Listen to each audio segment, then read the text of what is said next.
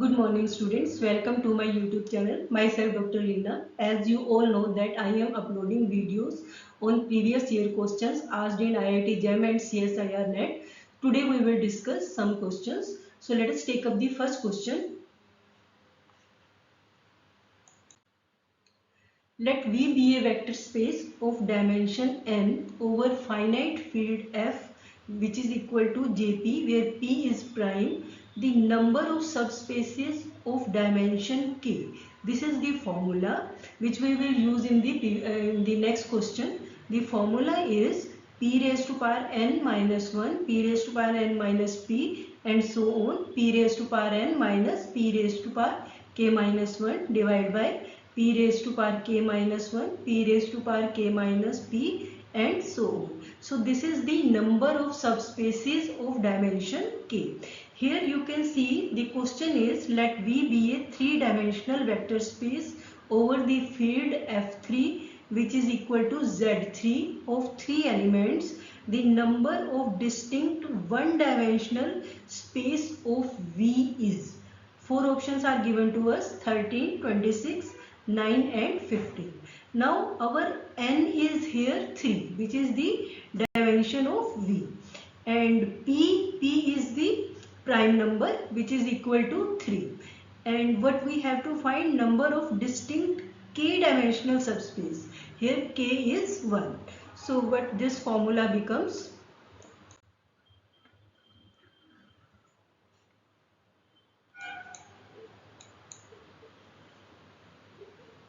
here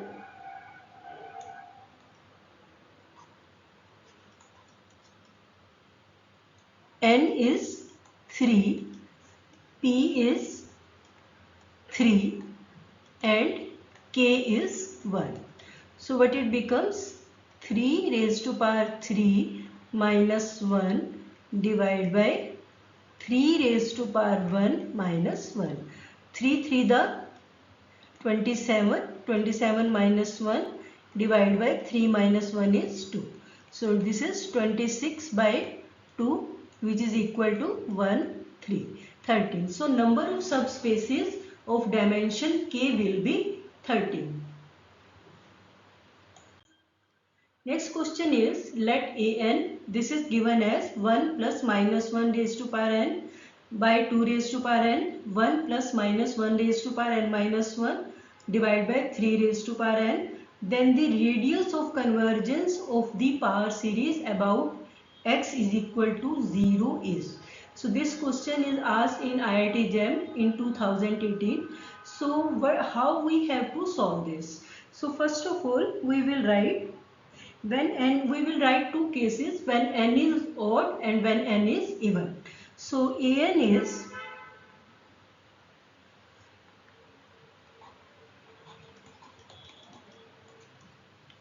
an, this is equal to, let us take n is even. So if n is even then it becomes 1 plus minus 1 raised to power 2 which is 1. So this becomes an becomes 2 raised to power 2 divided by 2 raised to power n plus 0. Now when n is odd, so when n is odd, first term it will become 0 and second term will be 1 plus minus 1 raised to power say 3. 3 minus 1 is 2. So this becomes 2 by 0 plus 2 by 3 raised to power n when n is even. Now we have to find the radius of convergence. So 1 by r, this is equal to, radius of convergence is 1 by r is equal to limit n approaches to infinity a n raised to power 1 by n. So here we have to find r1 and r2.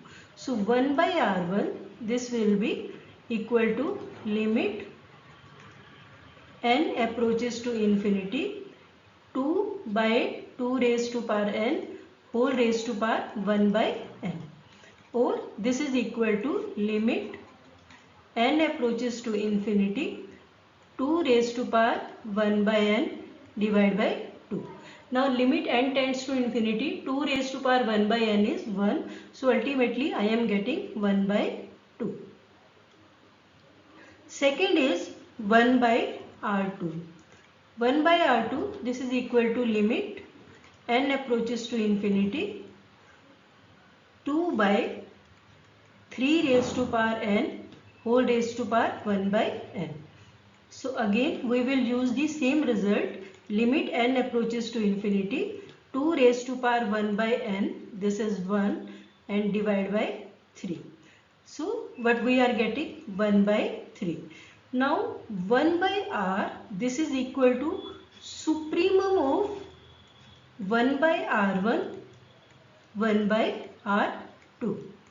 So this is equal to supremum of 1 by 2, 1 by 3.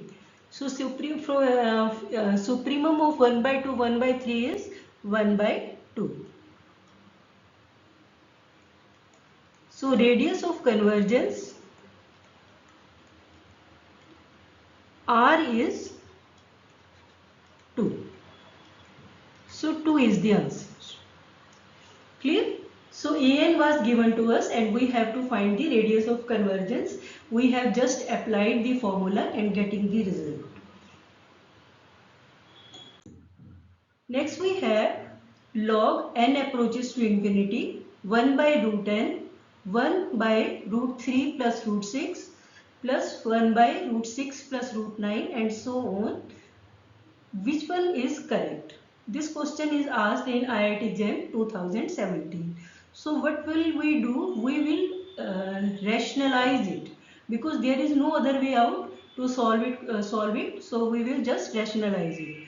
So on rationalizing, what we are getting, 1 by root n, 1 by root 3 plus root 6 multiplied by root 3 minus root 6, root 3 minus root 6. Clear? And so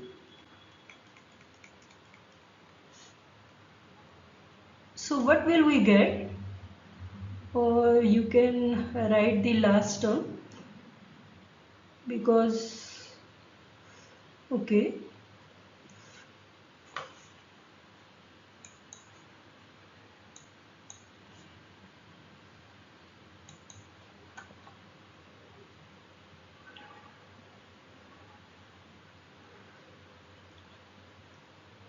One by root 6 plus root 9 multiplied by root 6 minus root 9 divided by root 6 minus root 9 because we will get some result from here. So that's why I am writing. So 1 by root 3n plus root 3n plus 3, it get multiplied and divided with root 3n minus root 3n minus 3 and same term in the denominator. So what will we get? We will get 1 by root n. So in the numerator you will get root 3 minus root 6 divided by 3 minus 6 plus next term will be root 6 minus root 9 divided by 6 minus 9 and so on. Last term will be root 3n minus root 3n minus 3 divided by 3n minus 3n minus 3. Clear? Now you can see that minus 3 is common throughout the denominator. So what will we get? We will get 1 by root n into 1 by 3, and in the bracket we have root 3 minus root 6 plus root 6 minus root 9 and so on. So you will get root 3n minus root 3n minus 3.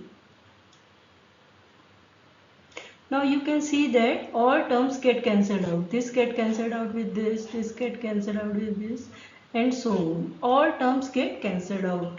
So we are left with minus root 3 minus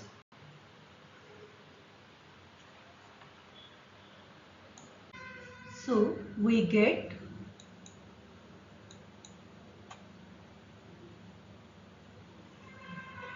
minus 1 by 3n root 3 minus root 3n minus 3, which is equal to minus 1 by 3n. So let us take root 3n common.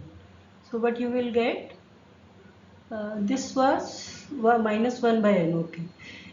Root 3 minus root n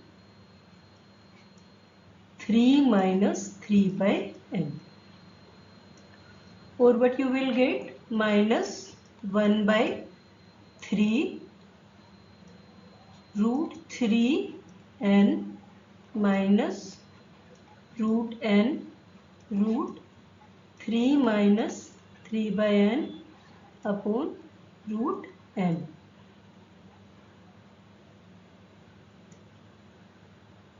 Limit n approaches to infinity. Limit n approaches to infinity was there. Limit n approaches to infinity. So this is minus 1 by 3 limit n approaches to infinity root 3 minus, this was n, this is not root n, this is say root n root n. So this is root 3 minus 3n divided by root n, and root 3 divided by n was also there, root 3 divided by n. So but we will get minus 1 by 3 and root 3 divided by n, limit when n approaches to infinity, it will give you 0. So what we are left with, root minus of minus root 3, or this is equal to 1 by root 3. So 1 by root 3 is the exact answer corresponding to this question. Here MNR, it is a real vector space of all matrices of order n. A belongs to one of the matrix, A belongs to the set of the matrices MNR spanned by 1A, A square and so on. Then you have to find the dimension of W. This question is asked at IIT JAM in 2021. So what we have to do, we will just write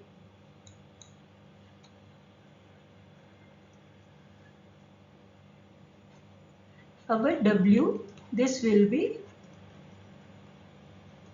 some constant times A plus constant times A plus constant times A square and so on, where A, B, C and so on, they belongs to the set of reals. Now you can see that maximum it can attain is n. So the dimension of W, this will be n, because we are starting from I and we can go up to say E a raised to power n. So the dimension of W, it can be at most n. It is at most n. So answer C is correct.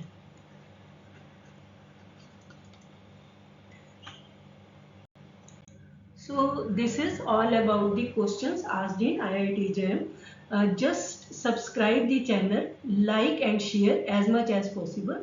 Thanks to everyone.